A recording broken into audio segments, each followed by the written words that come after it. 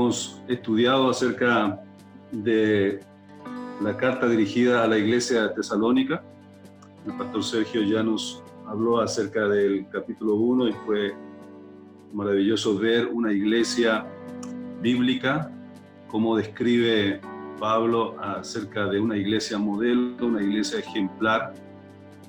Y vamos a tocar hoy el capítulo 2, que describe un servicio bíblico, un servicio ideal. Hemos visto en el capítulo 1 una iglesia ideal, una iglesia modelo, una iglesia bíblica. Y ahora el capítulo 2 nos va a enseñar acerca de cómo es el servicio de un verdadero obrero, cómo es el servicio bíblico ideal. Y Pablo nos cuenta cómo el evangelio llegó a Tesalónica y ahora nos va a contar cómo ministró y cuidó a los nuevos creyentes. Y él nos presenta prácticamente un programa de seguimiento que usaba y cómo se formó esta iglesia en una iglesia modelo allí en Tesalónica. Y para eso vamos a leer entonces el capítulo 2, pero antes vamos a orar, ¿sí? Señor y Padre, te damos gracias en esta mañana hermosa, Señor. Gracias por tu misericordia, porque se renueva, Señor, en esta hermosa mañana. Te damos gracias por la obra de Jesucristo. Te damos gracias por su sacrificio de amor por nosotros. Y siempre, Señor, nos confronta esta gran verdad, Señor. Es decir, Cristo Jesús, nuestro amado Salvador, nuestro Creador, nuestro Dios Todopoderoso, el Altísimo, se despojó a sí mismo para tomar forma humana, Señor, para luego entregar su vida, su sangre, como precio a nuestro rescate. Señor, no podemos evitar el pensar qué hacemos nosotros para retribuir este beneficio y esta bendición tan grande que es la salvación eterna.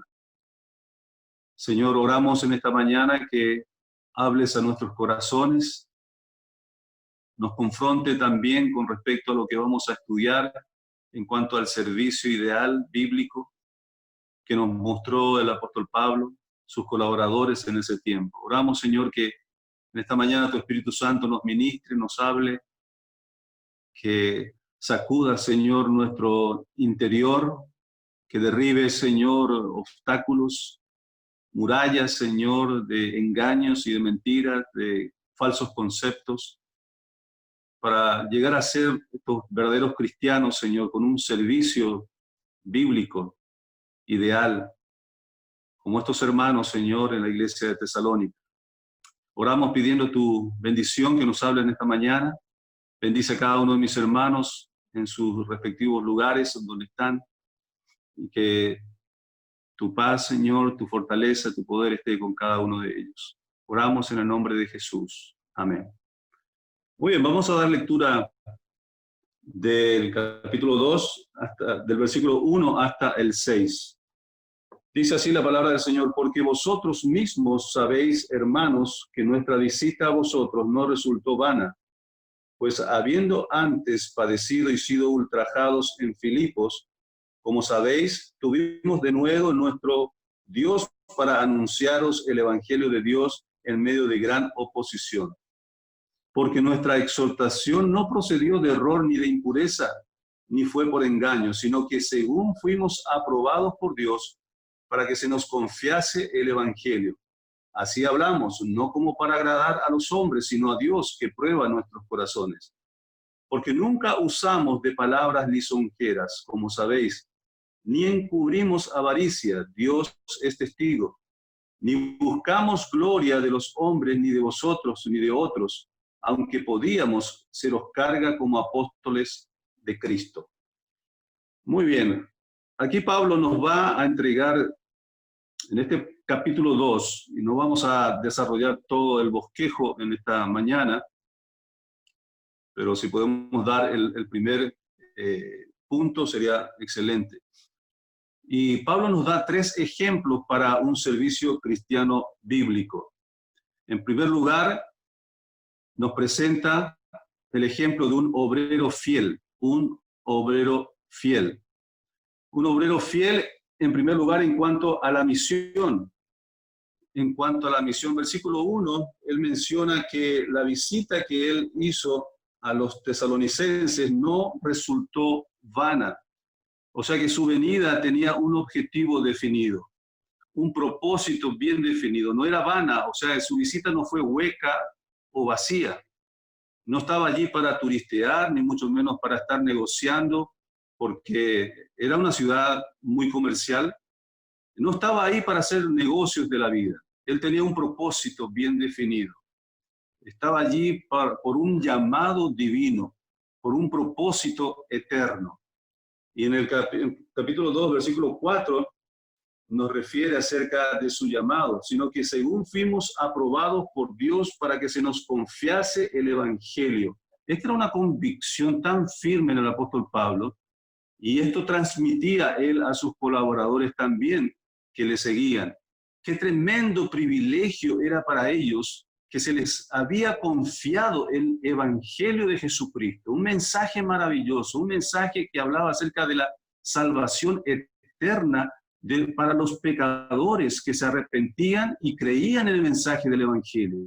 Era la llave que abría la puerta para el mundo incrédulo, el mundo perdido. Entonces ellos estaban realmente apasionados por este trabajo, esta tarea, esta misión. Entonces eran fieles en cuanto a la misión porque entendían qué significaba esta gran misión. Hasta los ángeles anhelan tener este privilegio que no tienen. Y se nos fue dado a nosotros. Esto ellos tenían conscientemente en sus mentes esta gran labor, este privilegio tremendo. Siempre hablamos de nuestras responsabilidades en nuestra participación en la iglesia local, en cuanto a servicios manuales, en cuanto a nuestra participación en los servicios y también hasta en el dar, ¿verdad? En las ofrendas. Pero, hermanos, necesitamos también recordar que cada creyente es un administrador, es un mensajero del mensaje precioso y más impactante en toda la historia humana, que es el Evangelio de Jesucristo. El mensaje de salvación, las buenas nuevas, las buenas noticias de que sí, hay salvación, de que sí, la salvación es gratuita. Ya no hay nada más que hacer, no hay ninguna obra que el hombre pueda hacer, porque ya Jesucristo pagó con su sangre la salvación eterna de cada pecador que viene a él arrepentido y le reconoce a él como Salvador y su Redentor. Este es el principal motivo por el cual nosotros seguimos en esta tierra. Para eso seguimos aquí, no para otra cosa, no para turistear, no para negociar, para hacer negocios en la vida, no para títulos y diplomas. Ese no es el objetivo principal. Dios le dio el mensaje a Pablo y Pablo tenía que darlo a su vez también a Timoteo. Y se espera que Timoteo también le confiara a personas fieles de las iglesias, quienes a su vez ellos iban a encargar a otros. 2 Timoteo 2:2. Esto encarga a hombres fieles que sean idóneos también para enseñar a otros. Esta era la carrera de la posta, o sea, estar pasando la posta a otros. Este era el objetivo de la obra de Dios. Un obrero fiel sabe cuál es su misión. La principal responsabilidad de un administrador es ser fiel. 1 Corintios 4, 1 y 2. Se espera que el administrador sea hallado fiel. Y es en base a esta fidelidad que seremos nosotros probados y también recompensados o no cuando estemos delante del Señor en el tribunal de Cristo. Si hay algo, hermanos, que estoy convencido sobre el propósito de Dios a través de esta pandemia, es que su iglesia supere el síndrome del cristiano acuario. Si hay algo que estoy convencido es que Dios está queriendo que sus iglesias, sus pueblos entiendan que es tiempo de salir al mar. Fuimos llamados no a un acuario, fuimos llamados al mar, a pescar peces. no a recrearnos simplemente y entretenernos entre los peces cazados ya en la pecera.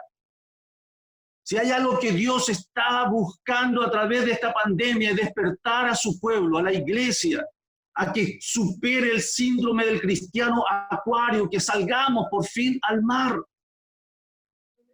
Hoy más que nunca Dios está obrando a través de las redes, justamente porque a través de las redes estamos alcanzando mucha más gente, muchas más personas. Estamos introduciéndonos en el mar. La iglesia está saliendo por fin, forzosamente, en forma obligada, a predicar la palabra, a predicar el evangelio, al mar. Pero el día que volvamos, si Dios lo permite, a tener reuniones presenciales, ojalá podamos haber superado el síndrome del acuario. Ojalá. Porque de esto, estoy seguro, es lo que Dios, el Señor Jesucristo, nos va a demandar cuando estemos delante de Él en su tribunal. Estoy convencido que cuando estemos frente a Él, el mayor énfasis de parte del Señor es acerca de lo que yo hice en el mar. Ese va a ser el mayor énfasis. Cuando Él demande que rindas cuenta de lo que has hecho estando en este cuerpo, Él te va a preguntar, ¿qué hiciste en el mar? ¿Estuviste en el mar o simplemente estuviste todos tus años en el acuario? Por tanto, Dios quiere que agendemos intencionalmente agendemos nuestras visitas, nuestras tareas de salir a buscar en el mar. Agenda, poné como algo de prioridad, viniendo de tu trabajo, viniendo de tu colegio, de tu facultad, agenda. Voy a visitar a alguien para predicarle el evangelio. Siempre tenemos que hacernos ese examen cada fin de semana. He tenido en la semana una agenda intencional. He salido de mi casa con el propósito de ir y predicar el evangelio a alguien. He colocado en mi agenda esto como prioridad. De volver a mi casa, de llamar a alguien. Si no puedo salir, llamar a alguien, ponerme en contacto a través de las redes. Intencionalmente. Quiero hablar a alguien con nombre, oro por esa persona, que en esta semana reciba a Jesucristo, que conozca a Cristo, y me pongo en contacto con esa persona. Tiene que haber intencionalidad. No podemos seguir dependiendo de los accidentes, de las oportunidades que salen así nomás. Nunca vamos a predicar el evangelio si fuera así. Tiene que haber intencionalidad. Por eso Pablo decía, nuestra visita a ustedes no fue vana, porque fuimos con un propósito bien definido, estaba agendado, era intencional nuestra visita. Fuimos para predicarles el mensaje del evangelio. Esta es la intención más valedera, porque tiene sentido eterno, no tiene que ver solamente con la vida terrenal. Pablo enfatizaba esta agenda, era su prioridad. Pueblo tras pueblo donde iba, era su propósito definido. Era intencional, era predicar el evangelio, porque un día yo voy a dar cuenta delante del Señor en el tribunal de Cristo que he hecho en el mar. Uno de los propósitos del campamento de entrenamiento misionero, y ustedes saben los que han participado en él, ha sido siempre el de establecer en los jóvenes su misión, la misión verdadera del cristiano. Ese ha sido siempre el propósito del campamento de entrenamiento misionero. Y que lo tomen en una forma responsable, seria, con compromiso. Los viajes siempre exigían concentración, exigían preparación, propósitos definidos. ¿Se acuerdan? Cada vez que salíamos a los lugares definidos para ministrar, teníamos un plan, teníamos un programa. Y aunque estuviéramos tan pocos días, era impresionante cómo Dios nos utilizaba. Y cómo salíamos después de esos 3, 4 días de ese lugar. ¡Wow! ¡Qué emoción de haber trabajado en equipo, de haber trabajado con propósitos definidos. No fue vacía, no fue vana esa visita que hemos hecho en esos lugares, porque fuimos con un propósito definido. No con una visita hueca, sin planificar. Pero aquellos que no estaban concentrados, que no tenían ese compromiso, se notaba en el grupo, se notaba en el equipo que estaban en otra cosa, ¿verdad? Y es así como están los cristianos, la mayoría de los cristianos hoy en día, fuera de foco, no están concentrados. Por eso yo creo que Dios trajo esta pandemia para despertarnos de una vez por todas y priorizar lo que es realmente nuestra misión, la causa por la cual Dios todavía nos mantiene en esta tierra. Un obrero fiel en cuanto a la misión, pero también un obrero fiel en cuanto al precio de la misión. El precio de la misión. Pablo se encargó no solamente de mostrar y expresar y contar su experiencia de cuánto él sufrió por predicar el mensaje del Evangelio, pero también más adelante, en el mismo capítulo, comienza a advertirle también a estos nuevos cristianos en Tesalónica, que ellos iban a también pasar por persecución, iban a tener que pagar el precio del discipulado, el precio de la misión. Entonces el versículo 2 dice, pues habiendo antes padecido y sido ultrajados en Filipos, y utiliza dos palabras, padecido y ultrajado.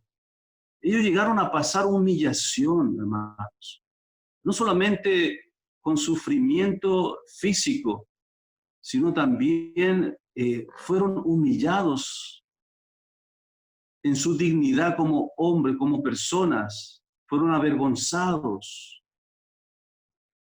Para ser fiel a su servicio, el creyente debe estar dispuesto a sufrir. Y esto es una palabra, es una mala palabra para hoy en día, para esta generación, donde todo es comodidad. A Pablo y a Silas les habían tratado vergonzosamente en Filipos y podían haber utilizado esto como una tremenda excusa para salir del ministerio, o por lo menos ir de vacaciones a alguna parte para desestresarse, para poder superar mentalmente, emocionalmente todo lo que habían experimentado y fueron ultrajados y sufrieron en Filipos. Pero sabían que Dios les había confiado el Evangelio y para ellos era tan grande ese privilegio que no podían perderse las oportunidades que Dios podía darle ahí en la ciudad de Tesalónica. Tenían que llevar el mensaje a otras ciudades. En lugar de atemorizarse, en lugar de renunciar, en lugar de salir, de desestresarse, fueron intrépidos, fueron corajudos, fueron valientes, proclamando las buenas nuevas. Y aquí utiliza la palabra denuedo, que en otras cartas el apóstol Pablo solicita, pide a los hermanos por denuedo para seguir predicando el mensaje del Evangelio. Y saben que el denuedo es tan importante, considerando este precio que se tiene que pagar cuando predicamos el Evangelio. La palabra denuedo viene del griego parresía y tiene dos cualidades interesantes. Una es un estado sereno del que fluye libremente y sin reserva las palabras. Es un estado con calma, en paz, con solvencia. Uno puede hablar la palabra del Señor con toda libertad, como si estuvieses en tu casa, sin ninguna tensión ni presión. Y la otra expresión o cualidad de esta palabra es aquella actitud de audacia, de valentía o coraje. Es una combinación entonces de confianza y también de coraje, de valentía. Y esto experimentamos todos en un grado más alto cuando hemos tenido la oportunidad, aquellos que tuvieron esa experiencia de predicar el mensaje del Evangelio delante de una masa de personas. Los que hemos predicado el mensaje del Evangelio a través de pintura, todos lo que hemos experimentado, el estar al frente de una multitud, y presentar el mensaje del Evangelio, hemos experimentado este denuedo. Es algo que viene de Dios. Es algo que produce el Espíritu Santo a la hora de presentar el mensaje del Evangelio frente a grandes oposiciones y presiones que se notan y se sienten en el ambiente. También a lo mejor lo has sentido cuando tuviste que predicarle a alguien que aparentemente es dura, es recia, es soberbia, y uno no sabe qué esperar en el momento de presentarle el Evangelio y decirle que esa persona es pecadora y que se va al infierno sin Cristo. No es fácil hablar así a una persona de esas características, porque está con otras personas también alrededor. Infunde temor, infunde miedo. Entonces es allí donde el Espíritu Santo dota al mensajero de denuedo. Pero para ello se ora, para ello se tiene que vivir una vida también consagrada al Señor.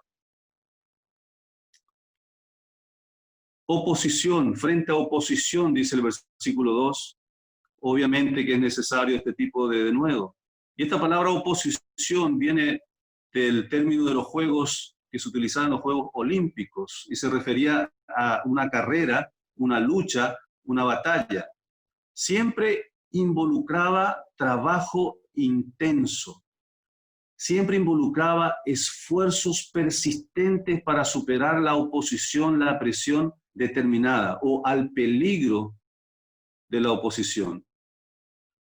Entonces siempre nos vamos a ver en esa situación, en esa carrera, en esa lucha, cuando presentamos el mensaje del Evangelio. Por eso, mis queridos, es tan fácil abandonar esta carrera de predicar el Evangelio, porque demanda mucho de nosotros, demanda denuedo, demanda coraje, valentía. Hay un precio que pagar. Vas a tener que pasar muchas veces por humillaciones y vergüenza. Para ello tenemos que tener muy en cuenta y muy seguro, tiene que ser una convicción muy fuerte en cuanto a lo que es nuestra misión. Porque llegado la hora en que presentes el Evangelio, va a requerir que tengas denuedo. Entonces nos presenta aquí el apóstol Pablo por su propia experiencia y testimonio que un obrero fiel tiene que ser fiel en cuanto a la misión, pero también tiene que ser fiel en cuanto a al precio que pagar por la misión. Y también, por último, en cuanto a la motivación en la misión. El versículo 3 dice, porque nuestra exhortación no procedió de error ni de impureza, ni fue por engaño. Y esto Pablo lo presenta como una defensa.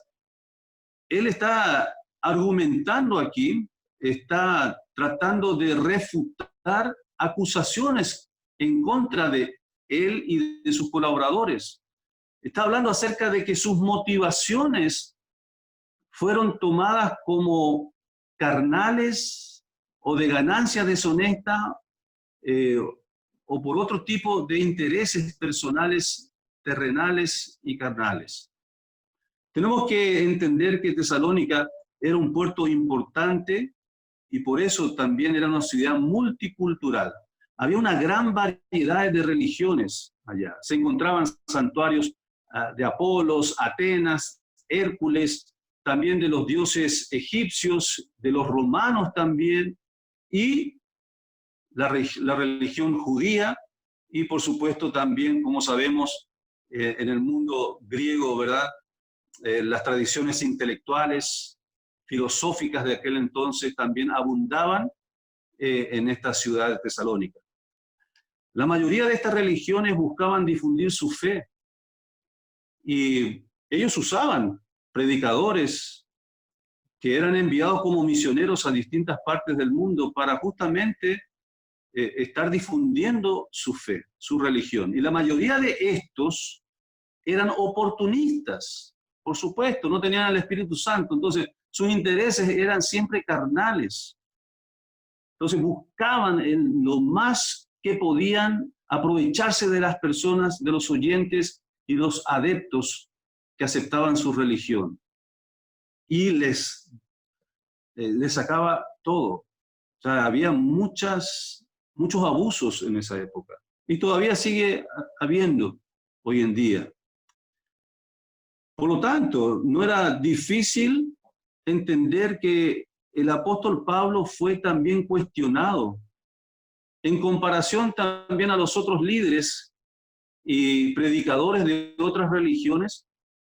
También fue Pablo y sus colaboradores cuestionados, diciendo, no, estos están haciendo estas cosas porque tienen sus intereses personales.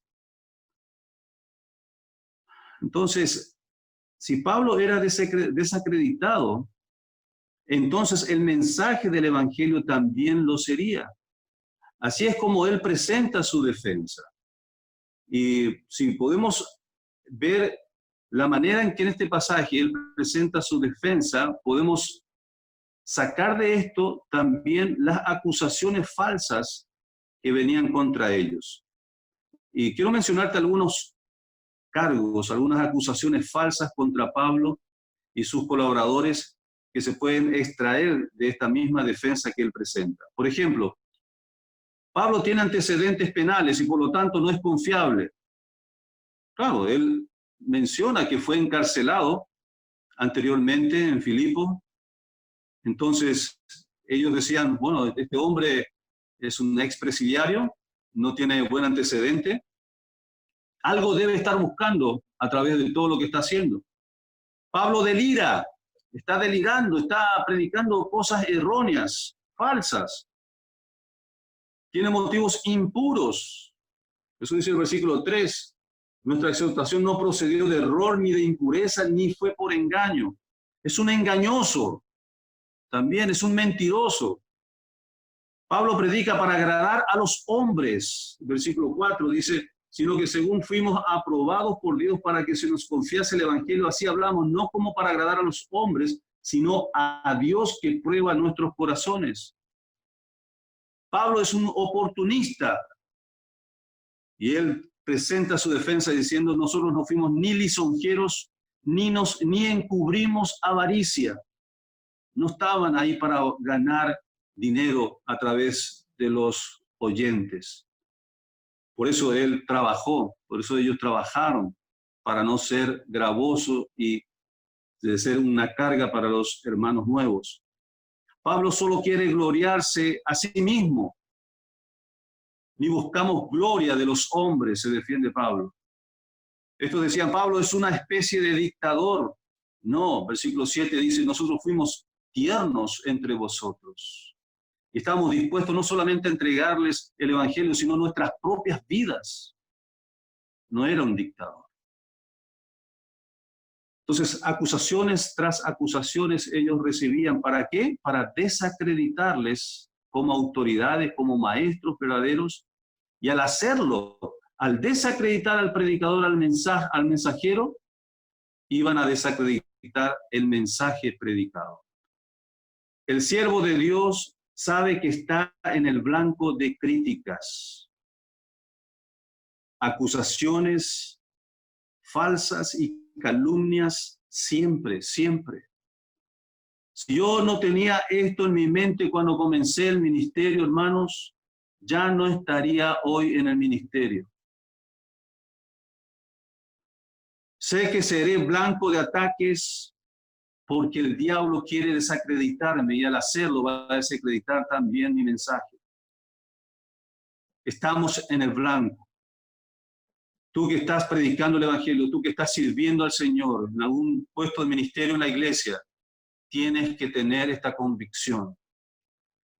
Vas a ser blanco de ataque siempre del enemigo. El objetivo es desacreditar, para desacreditar tu mensaje. Hermanos, los próximos líderes y siervos que vendrán a nuestra iglesia local van a necesitar que nuestra iglesia, Yeroviá, tenga muy claro esta convicción y estos principios de liderazgo bíblico. Ningún siervo llamado por el Señor a ministrar. Quiero que atiendas bien esto, si puedes a la iglesia local. Un día yo voy a pasar, vendrán otros pastores, otros líderes en la iglesia, si el Señor no viene pronto. Y cuando ellos lleguen, que se encuentren con una iglesia que tenga estas convicciones que voy a leerte ahora. Ningún siervo llamado por el Señor a ministrar en la iglesia puede ser acusado por menos de 2 o 3 testigos. Y su acusación no puede ser aceptada si no es por inmoralidad, falsa doctrina, mal testimonio de vida desordenada o falta de cumplimiento de sus funciones básicas como pastor, que son la predicación de la palabra, liderazgo y administración responsable de la iglesia. Si alguien tiene algo que decir en contra de una autoridad puesta por Dios en la iglesia local, debe tener mucho temor. Debe orar y analizar muy bien de dónde vienen esas acusaciones o cuál es la causa de esa intención de acusar de algo a la autoridad. Si es justificada, porque también puede ser. Los líderes, los siervos de Dios, los pastores, no somos impecables. Podemos pecar, podemos caer. Y si es justificado por causas correctas, bíblicas, debe encontrar a otros 2 que sean testigos también de lo mismo y presentar de esta manera al resto de la autoridad de la iglesia. Pero si no es así, si no hay cargos que correspondan, si no hay acusaciones correctas, claras, rectas, y estén apoyados por la Biblia, cuidado, porque puede ser del diablo que quiere usarle para desacreditar a un siervo de Dios que es inocente y que está haciendo su trabajo. Cualquier otro motivo, hermano, como su forma de hablar, su personalidad, su aspecto físico, su capacidad intelectual, su nivel de educación, si tiene o no talentos, la Biblia lo toma como irrelevante para ser inhabilitado de su cargo. Otra vez lo digo otra vez. La Biblia lo toma como irrelevante para ser inhabilitado de su cargo, porque no son tan importantes como su vida moral y espiritual, cambiados y mejorados. Esto se puede mejorar en la vida de un pastor, y la iglesia también tiene que ser un aliado en este sentido para ayudar a mejorar a su pastor en estos aspectos. Pueden ser modificados, pueden ser mejorados con el tiempo.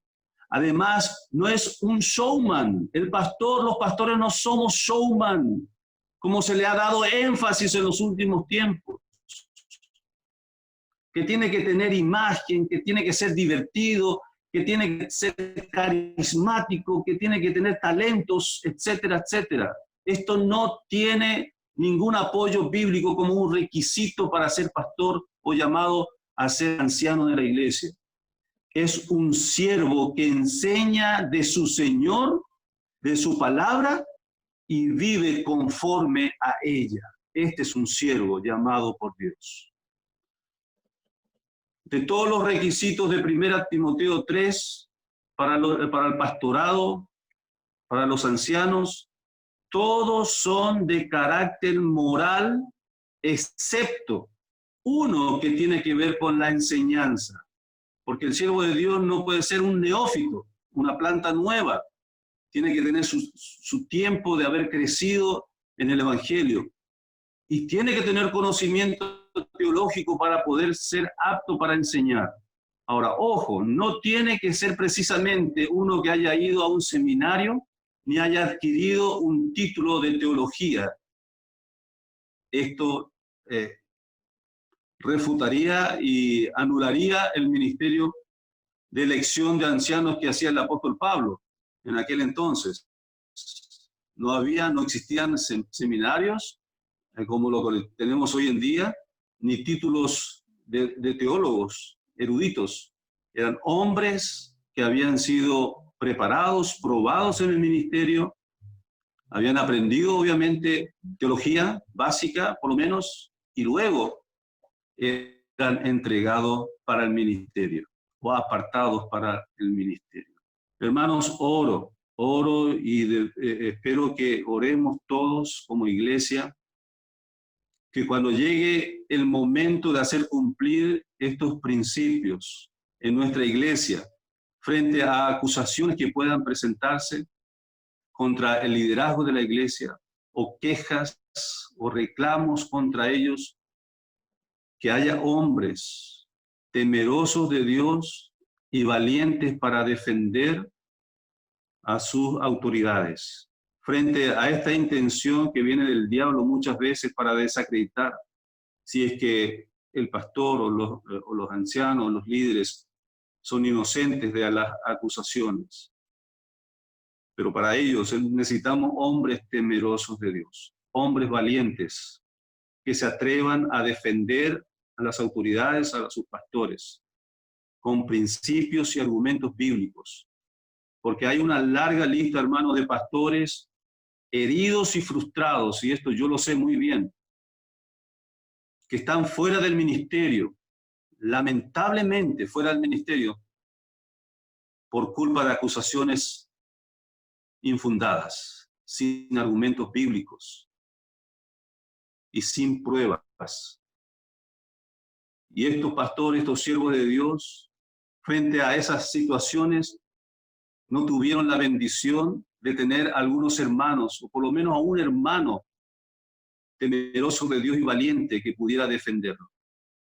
Todos se callan cuando hay reclamos y acusaciones contra los líderes y las autoridades. Pareciera que todos se esconden. Pero hoy, hermanos, hay una lista larga de pastores frustrados que están fuera del ministerio. ¿Quién ganó ahí? El diablo. ¿Quién perdió ahí? La iglesia. Entonces no es algo menor que estoy compartiendo con ustedes, hermanos, lo estoy haciendo con todo mi corazón. Yo agradezco la lealtad, agradezco infinitamente la fidelidad de mis hermanos en Cristo en nuestra iglesia Yeroviá. Gracias a Dios nunca hemos experimentado una división. Y yo sé el aprecio que gozo de todos ustedes, pero un día yo voy a pasar y vendrán otros. Y puede que sean diferentes a lo que estás acostumbrado a ver en tu pastor. Pero tenés que ser muy sabio para describir en tu mente los argumentos bíblicos para inhabilitar o desechar el ministerio de un pastor. Cuidado. Tus preferencias, tus gustos, Dios no lo va a avalar como un argumento bíblico para inhabilitar a un siervo suyo. Hay gustos y preferencias que tienen que ser guardadas nomás y silenciadas en tu corazón. Pero mientras ese siervo de Dios está cumpliendo con su trabajo, su tarea, que es el de predicar el evangelio y vivir una vida de testimonio coherente con lo que enseña y predica, con buena doctrina, y puede ser que no sea de tu agrado totalmente, pero eso no inhabilita al pastor y al siervo de Dios. Es lamentable, pero iglesias han frustrado el ministerio de muchos siervos de Dios solo por preferencia y gustos. ¿Por qué? Porque tienen un concepto muy equivocado de lo que es un pastor. Ellos creyeron lo que hoy en día se fomenta, que los pastores tienen que tener imagen, tienen que tener carisma, tienen que tener un carácter entretenido, simpático. Cuidado, eso no es bíblico. No somos showman. Y aquí Pablo presenta su defensa desde el versículo 4 al 6. Lo primero que dice, fuimos aprobados por Dios. Y para ello, Pablo tenía que tener muy claro sus motivaciones para defenderse. Tenía que tener muy claro sus motivaciones, porque eran esas motivaciones las que estaban siendo cuestionadas por estos acusadores falsos. Y que venían de parte del enemigo Satanás. Y él presenta el primer argumento como defensa. Nosotros fuimos aprobados por Dios. Fuimos aprobados por Dios. Pablo usó aquí una palabra que era asociada con aprobar a alguien como algo para el servicio público. Un proceso que los tesalonicenses sabían muy bien en el mundo secular. Para otorgarle a alguien un cargo serio, comprometedor, tenía que ser probado, tenía que ser aprobado después para ese cargo. Entonces Pablo sabía que ellos entendían este concepto. Nosotros fuimos aprobados por Dios. Habían sido probados primeramente, considerados aptos o dignos por Dios antes de ser aprobados por la iglesia de Antioquía. Ellos fueron los que apartaron al apóstol Pablo para la obra misionera, para el ministerio, habiendo probado también su fidelidad, su testimonio, su vida, su honestidad, y luego fue aprobado para ser misionero. Sus motivaciones siempre estuvieron supervisadas también, continuamente. Él continuamente estaba en contacto, en comunicación con su iglesia enviadora. Entonces estaba siendo probado continuamente en cuanto a sus motivaciones. Por lo tanto, era muy consciente de la necesidad de guardar las normas, los propósitos de Dios, la misión de Dios, y por eso ellos rechazaron métodos dudosos de persuasión. Y ellos podían haber alterado el evangelio también con el objetivo de tener ganancias deshonestas o aprovecharse de la gente, de sus oyentes. Pero ellos nunca estuvieron dispuestos a alterar el mensaje del evangelio. Predicaron el evangelio, hablaron contra el pecado, hablaron sobre el infierno y hablaron de Jesucristo. Esa aprobación de la iglesia era la confirmación del llamado y la aprobación de Dios. Solo así podían seguir adelante a pesar de las persecuciones y el sufrimiento que pasaron por causa de Cristo. Alguien, hermano, alguien que no tuviera esa aprobación y esta convicción y esta motivación, con todo lo que ellos experimentaron, sufrieron, fueron humillados y es más, trabajaron con sus manos para no ser gravoso a los nuevos creyentes, para que la gente no diga que justamente eso, que se estaban aprovechando de ellos, no hubieran podido, sin esta motivación, resistir a semejantes presiones y persecuciones. Y esto los tesalonicenses y los nuevos cristianos tenían que abrir sus ojos y aceptar este argumento tan valioso, tan certero, tan honesto, y comparar justamente a aquellos falsos profetas y maestros de otras religiones que estaban acusando a este siervo de Dios íntegro, moralmente intachable. Entonces, esta fue la primera defensa del apóstol Pablo. Segundo, él dijo, buscamos agradar a Dios porque es Él quien prueba nuestros corazones. En el mismo versículo 4 dice, no como para agradar a los hombres, sino a Dios que prueba nuestros corazones. El obrero fiel vive para agradar a Dios, no a los hombres. Aunque es tentador muchas veces comprometer el mensaje para ganar amigos, para ganar aceptación de la sociedad y de las personas. Yo, con mucha tristeza, puedo decir que he visto también siervos de Dios que han sido muy fieles, muy leales al Señor y al mensaje, que han negociado justamente por beneficios que otorga la sociedad y han alterado el mensaje del evangelio. Eso se ha visto y se sigue viendo. Pero un obrero fiel es aquel que agrada a Dios y no a los hombres. Estamos convencidos que un día en el tribunal de Cristo, 2 Corintios 5:10, todo creyente deberá rendir cuentas delante de nuestro Señor. ¿Cómo podré presentarme delante de Él habiendo tenido motivaciones carnales y terrenales, egoístas, en mi servicio en la tierra? ¿Cómo me presentaré delante de Él? Yo creo que Pablo tenía esos pensamientos. ¿Cómo yo puedo alterar el mensaje del Evangelio para ser aprobado por estas sociedades, para ser respetado y para tener ganancia y tener un cargo de élite dentro de la sociedad? Y luego presentarme delante de mi Señor en el tribunal cuando Él me pida rendir cuentas de lo que he hecho. Hermanos, no existe alma, no existe corazón que pueda resistir este peso de conciencia. Si ha hecho algo así en su vida, si ha negociado su fe, negociado el Evangelio por ganancias, por cosas bajas y sucias, fuera de la voluntad de Dios, y que viva tranquilo y en paz en su vida. Yo no creo esto. Yo no creo esto. Un siervo de Dios que ha vendido el Evangelio por riquezas, por posiciones, por fama, ese corazón no puede vivir en paz y en tranquilidad. Va a tener que esforzarse muchísimo para seguir aparentando que está bien. He escuchado en este último tiempo, a varios predicadores de falsos evangelios, como de la prosperidad y otros más, que han reconocido su error y han dicho esto: por años he venido luchando con esto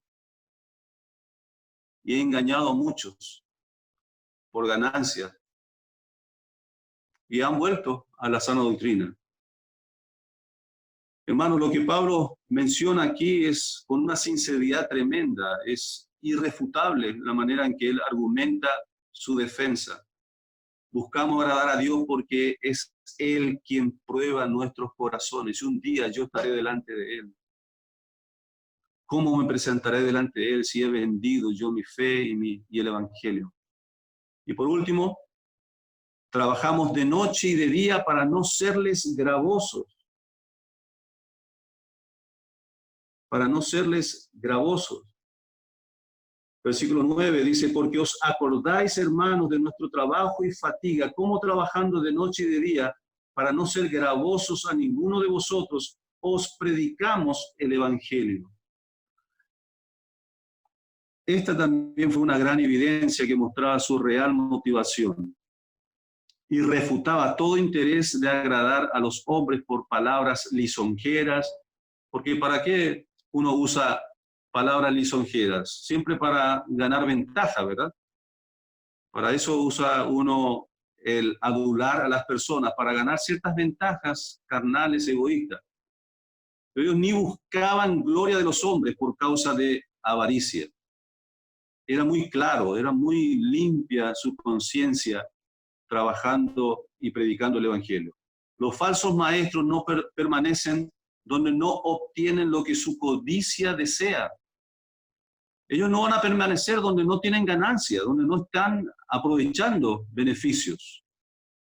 Pero el apóstol Pablo, con persecución, con acusaciones falsas, él permaneció allí, porque Dios lo llamó a ese ministerio, porque él entendía que había un precio que pagar en la misión encomendada, y sabía que un día tenía que dar cuenta delante del Señor.